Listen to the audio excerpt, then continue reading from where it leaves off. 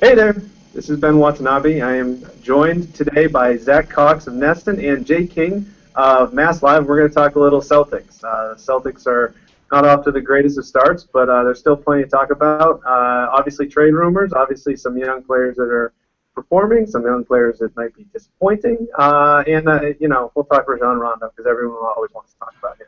First off, let's introduce everyone out there. Let's say hello after I introduce you. Zack Cox, Celtics beat writer for Nesson. How you doing? Not too bad, Ben. How you doing?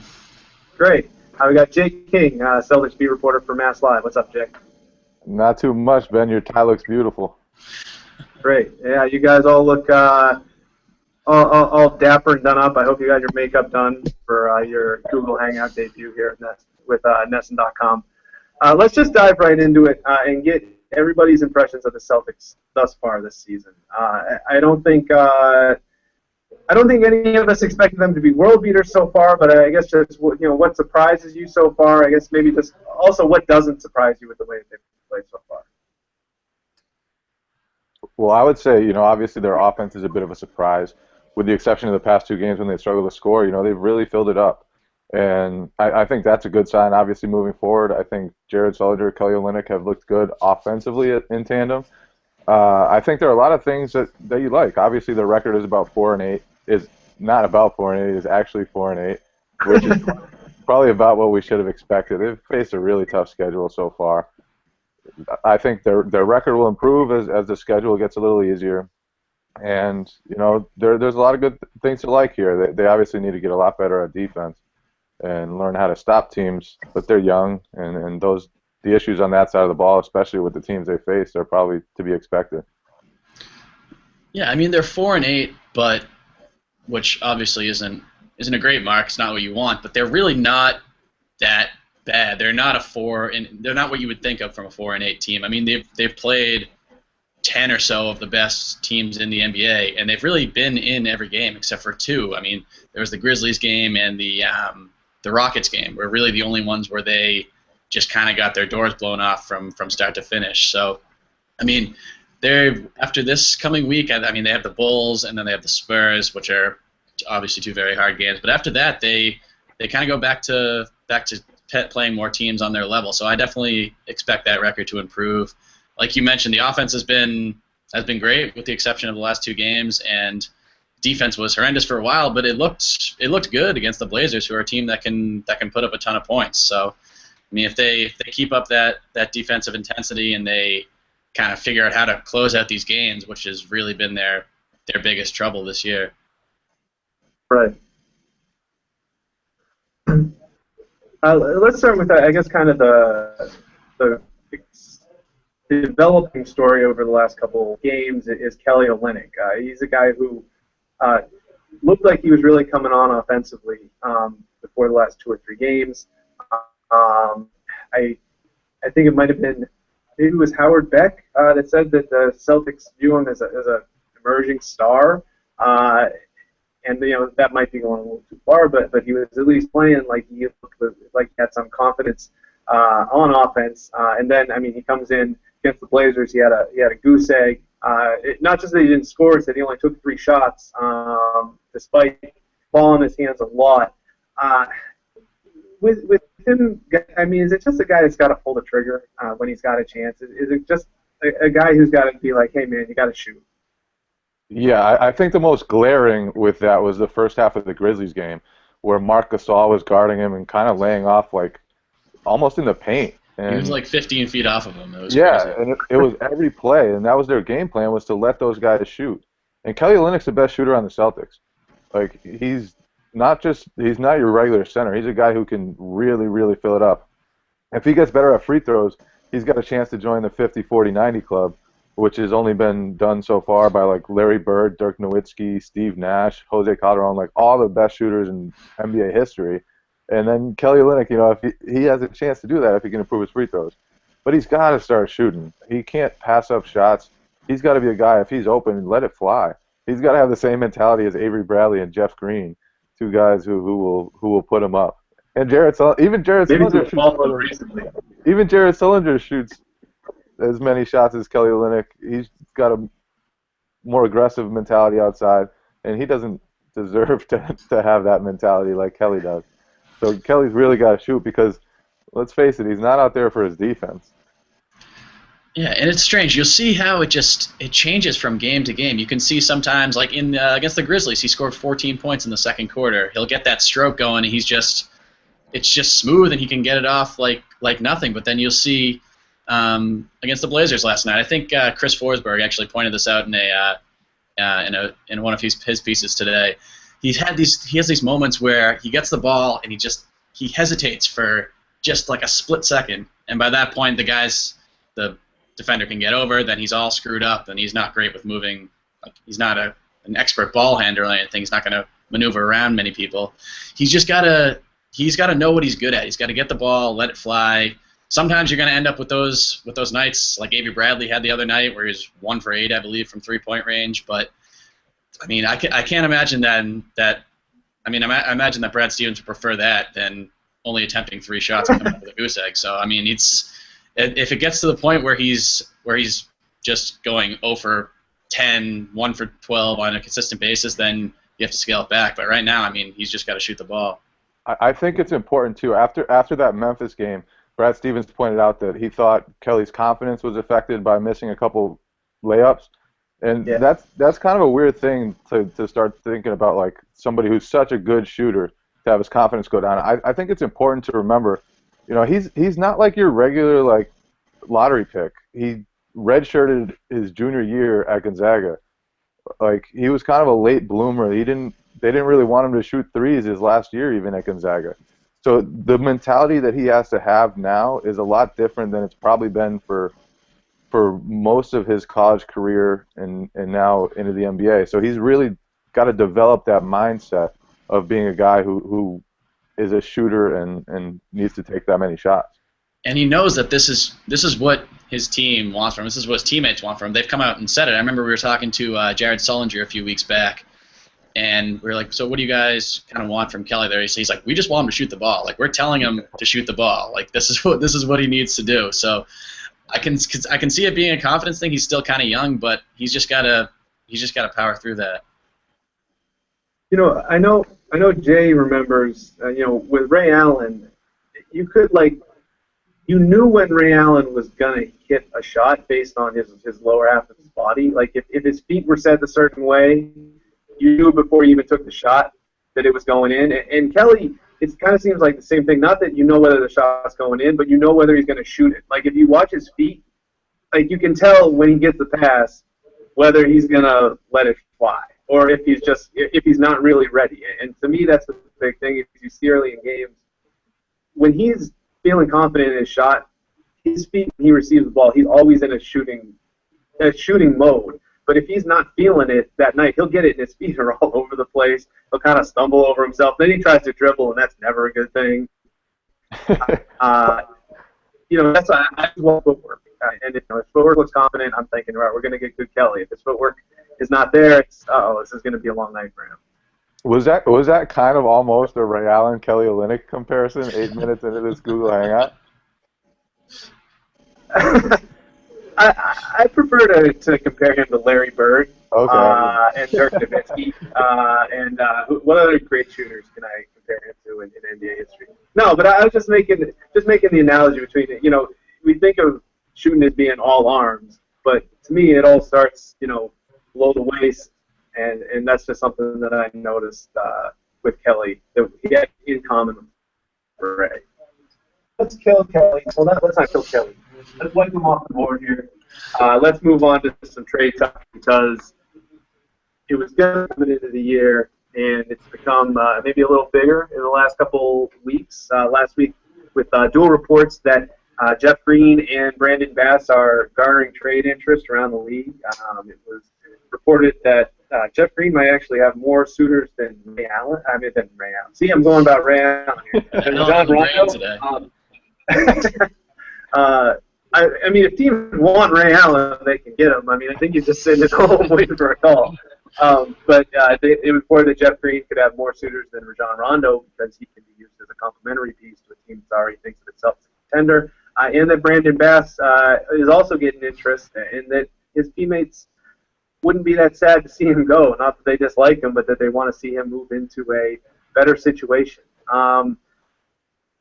Trades here, guys. We got Bass, Green, obviously Rondo. We got guys like Marcus. Who's he being the one to move, and maybe the guy that we've heard in trade talk that you actually don't think will be moved, either now or at the trade deadline? Well, I think obviously the two guys that you really have to at least consider moving, and that might be the most likely to go, I think, are Bass and Green. You know, Bass is in the final year of his contract. He plays the same position as Kelly Olynyk and Jared Sullinger, who are both going to get a lot of minutes, probably more minutes in the future even than they get now. He's kind of being phased out already. You know, he's a guy, if you can get any type of asset for him, I think you have to do it. And he's a guy that can probably help, you know, some teams as a third or fourth big.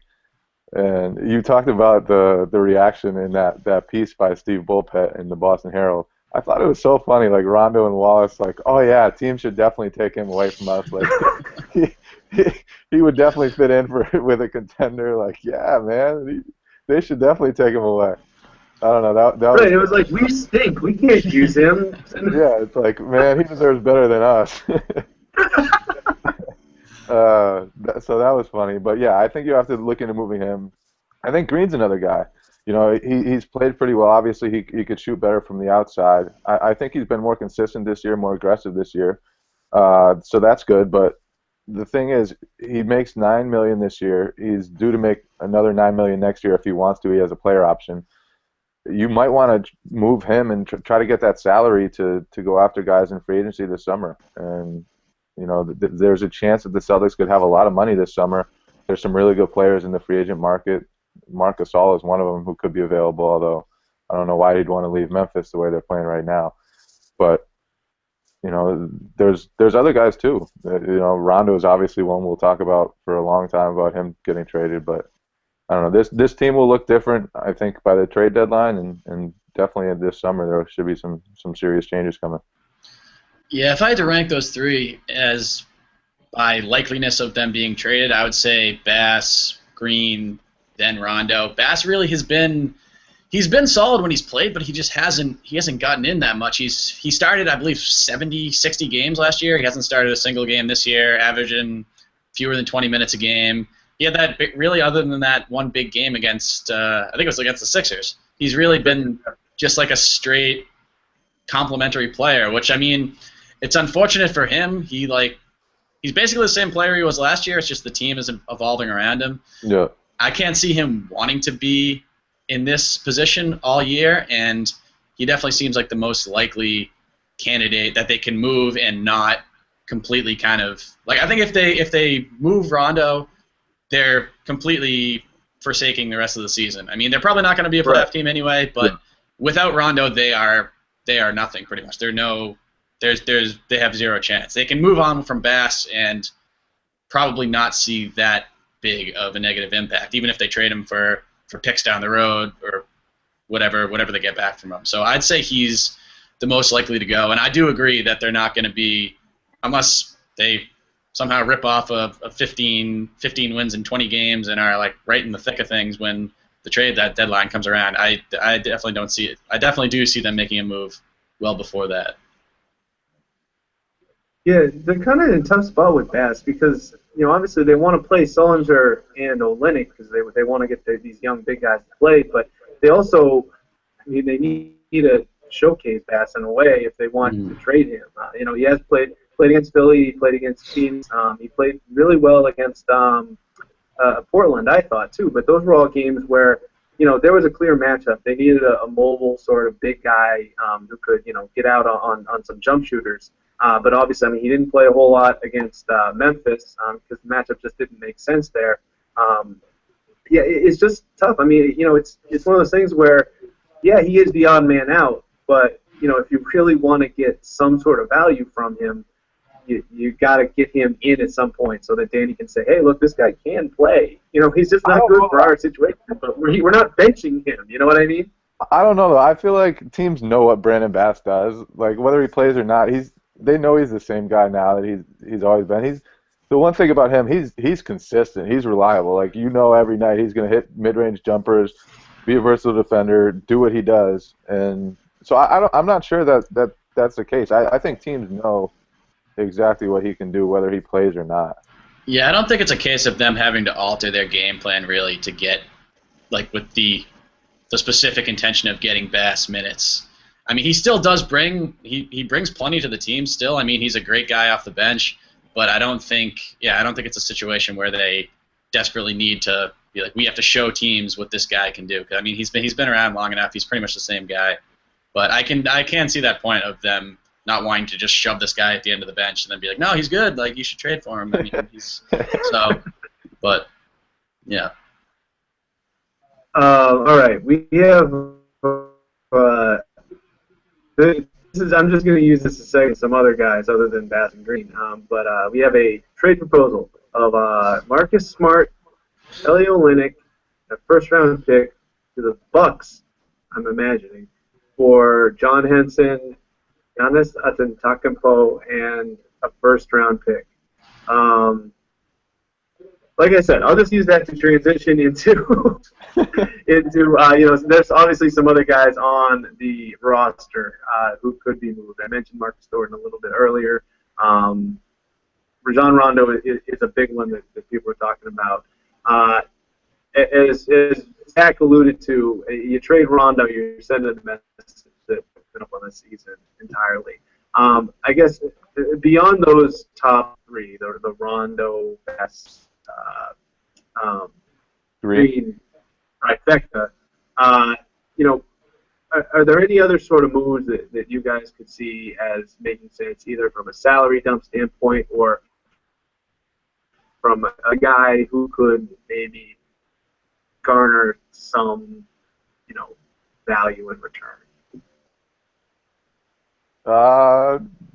Not really. Gerald Wallace, you would love to get rid of him. You would love to get rid of Gerald if you could, but not with that contract. I think they will try to move Gerald this summer, whether they attach an asset to him or whatever, just to free up some cap space. Marcus Thornton, he definitely doesn't have much value. The Cavaliers, to get rid of him, basically had to grant the Celtics Tyler Zeller in a future pick. So nobody wants Marcus Thornton. The young guys, obviously, they have more value, but the Celtics aren't going to get rid of those guys unless they can get a star. So I'm not sure we'll see too many other guys traded. Yeah, I'd agree. I mean, they really don't have the only kind of mid-range pieces, I guess, other than Bass would be Thornton and Wallace, and I don't think anybody's going to take Wallace unless you attach somebody younger and more promising to it, and I don't really think they should part with any of their young rising talent. I mean, Sullinger, Olynyk, Smart, they're not going anywhere unless you can get, like you said, a legitimate superstar kind of number 2 to Rondo or even number 1 above Rondo.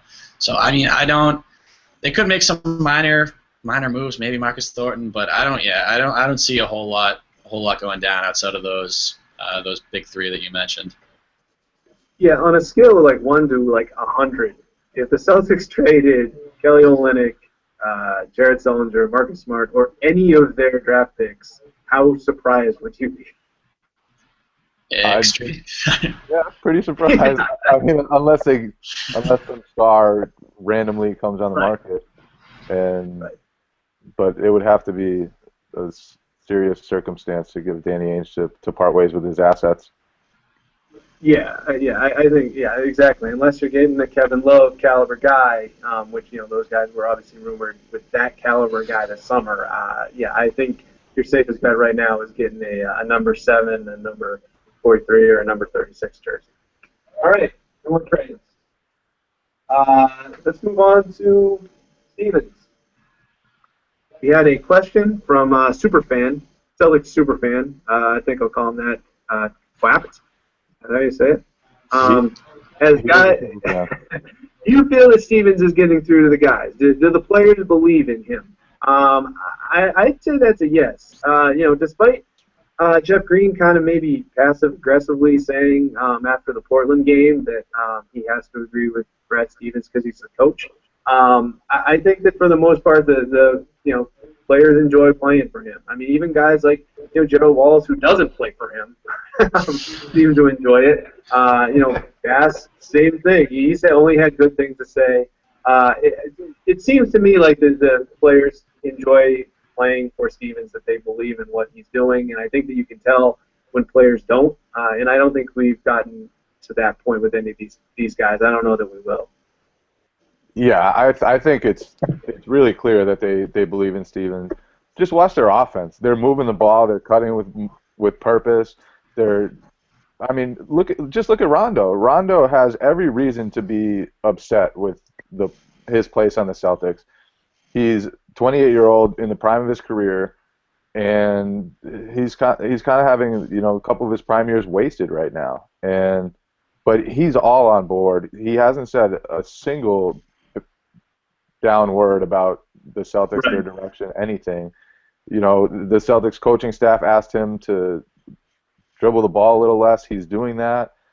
He is completely on board. Every game he says, I'm a patient guy. I'm looking at this optimistically. After the last game, he said, I believe in these guys. We're going to turn it around. And so when you get Rajon Rondo to buy in, when he's in a contract year and he's kind of having his prime year wasted, as I said, then you've got most of the roster. And as you said, even Gerald Wallace is happy, and he's playing like just a few minutes here and there.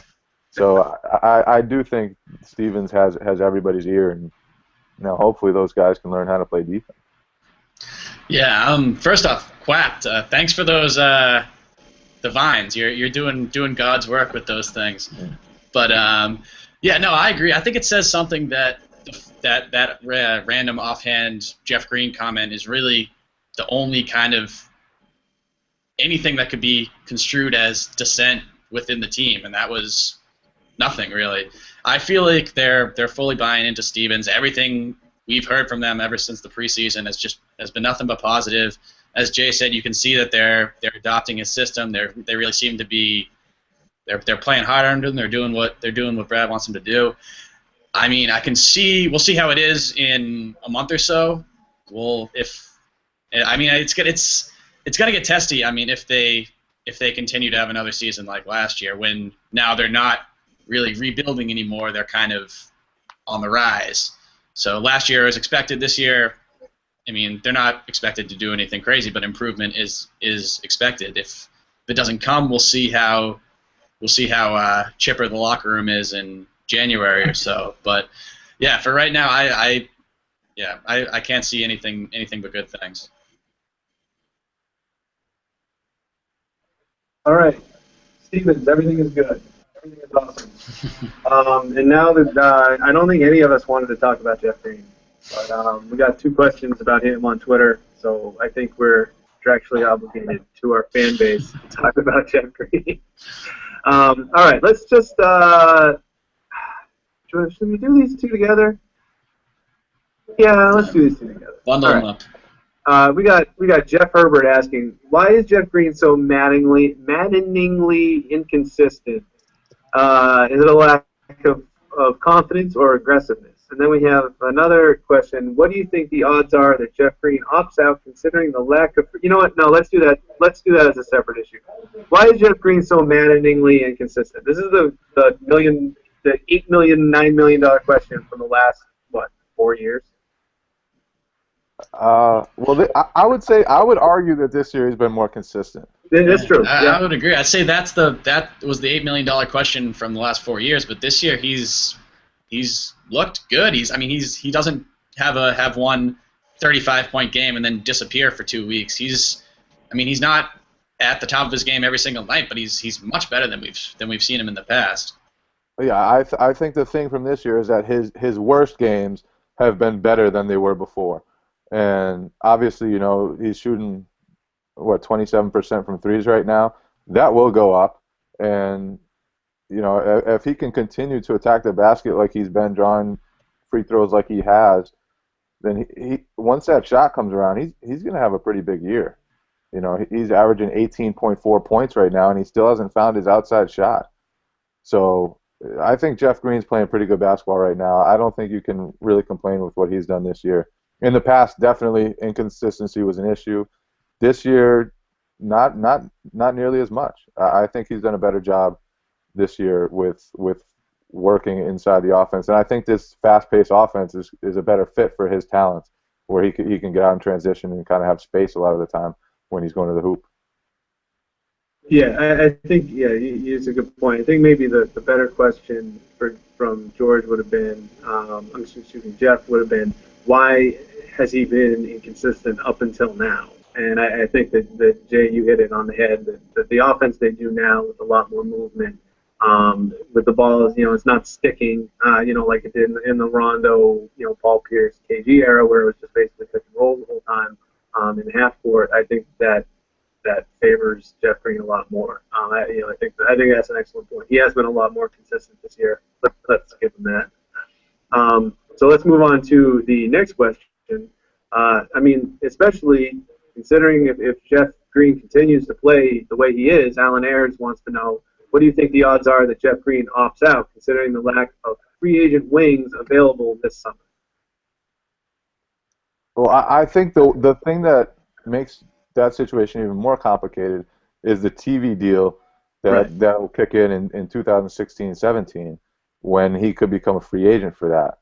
So if he has a good year this year, will he consider opting out, getting a new deal? Yeah, probably, but I won't even begin to guess at how much that new TV deal will affect it, that decision. And obviously, $9 million. You went into this year thinking, yeah, he's probably going to opt into that, but who knows? The way he's playing, he might average 20 points a game. It'll be close if not, and I guess there's a chance he opts out. I don't know. I don't know what the Celtics would want him to do. I don't know whether they would want him to opt in or out.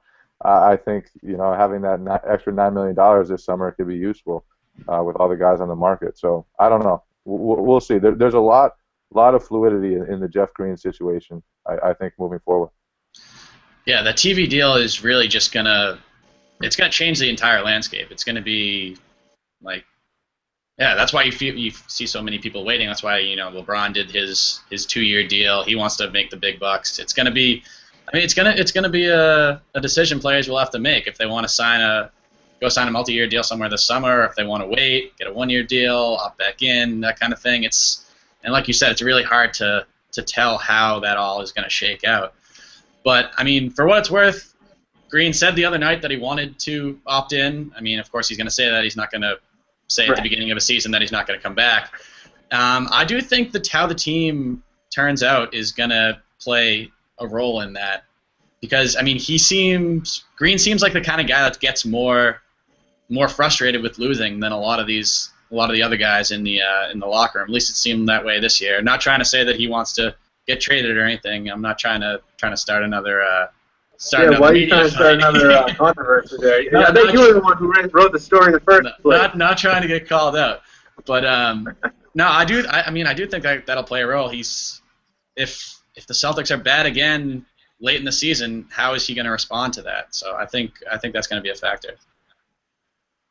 Yeah, it will be interesting to see if the union agrees to any sort of like smoothing that would take place this summer and next summer. That would make it so there wasn't that one big jump in the salary caps from season to season. The other thing, Green could actually maybe even go the other way. Just playing devil's advocate, that he might look at it and say, if they do a little bit of smoothing with the salary cap, and 2 summers from now is going to be such a bonanza, maybe I can get in here and get something that, maybe it's not insane money, but I might get something that's maybe a little bit above what my actual market rate should be, because I will be one of those guys who is available this summer. That's a good point. Anything could happen with Jeff, and I think both on the court and off the court, he could go either way.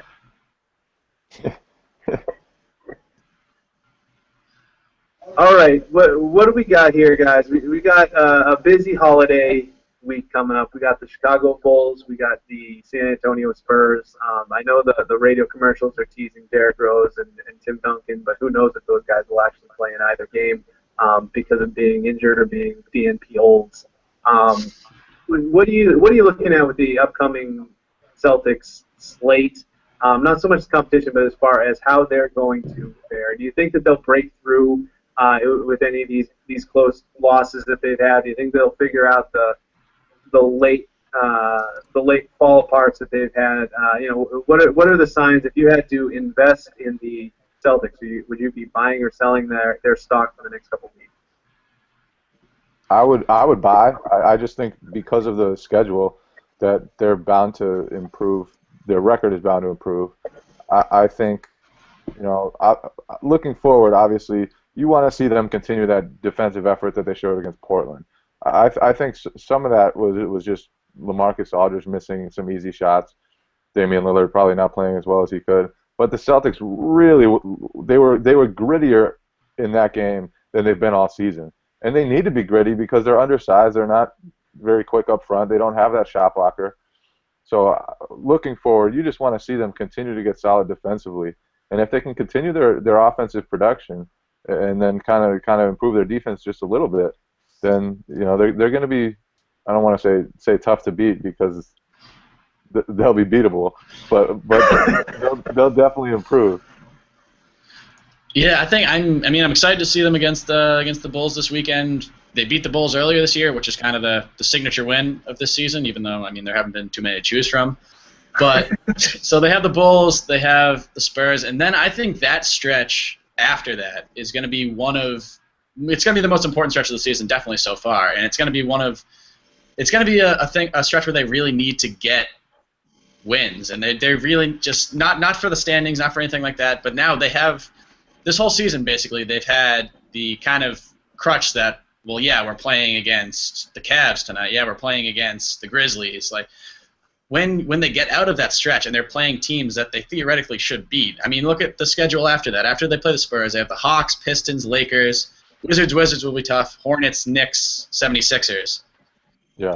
It's a stretch of they probably should win more. They should go better than 500 in that stretch. And if they put up some effort like they have the other night against the Grizzlies, that's literally a team that's like perfectly built to destroy the Celtics, and they did with Marc Gasol. And by the way, I want to see the Celtics should trade their entire team for Marc Gasol. I want to see that guy play every single night. Their whole team. But games like that, if they do that and then they get smoked by the Lakers, but they're not going to have even if they don't say it out loud, they're not usually going to be like, well, we were playing the Grizzlies tonight. It was tough. But even in their mind, they're not going to have that. Well, when we play the teams we should beat, we're going to beat them. That's what they need to do this season. They need to beat the teams that they should beat the teams that they can beat, and then if they come up with some wins like they had against the Bulls the other time, then that's gravy. But they just have to keep up the consistency. Over under for the amount of combined wins the teams will have going into that Celtics Lakers game. 10. Over under. Ooh, how many wins do the Lakers have right now? 2? 2, yeah.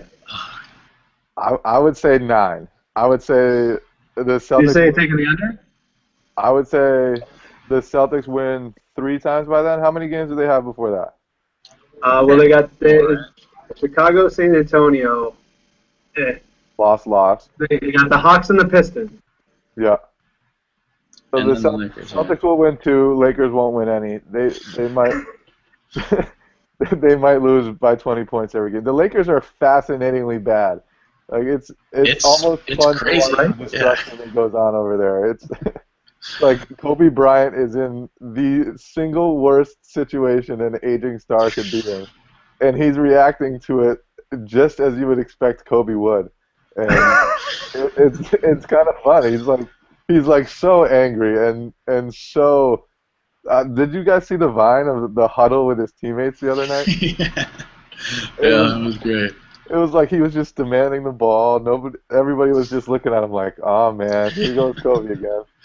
Oh man, they are a funny team right now. They're really fascinating. I saw the stat the other day. I think it was that Mavericks game where they lost by like 40, and Kobe was shooting from 60 feet away, and I think he brought the Lakers actually shot relatively well in that game. I think the rest of his team shot 60%, but Kobe himself brought his entire team's scoring average down, I think 11 or 12%, because he went 6 for 22.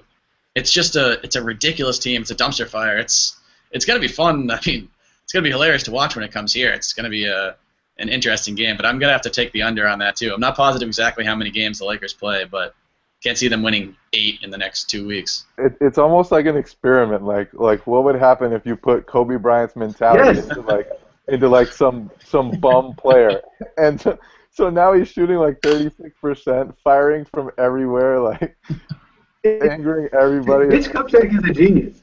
He's like trolling Kobe Bryant with his team. Yeah, he's like, oh yeah, you didn't want to take a pay cut, huh, Kobe? Here you go. Have fun with Carlos Boozer. Taking.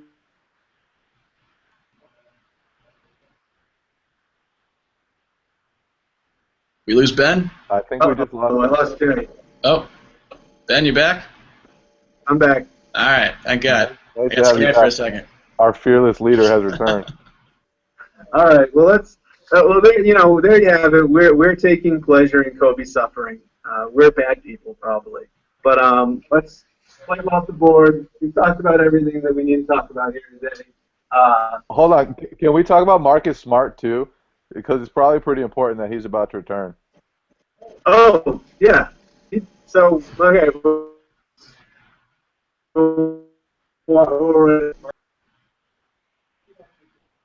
I think we lost him.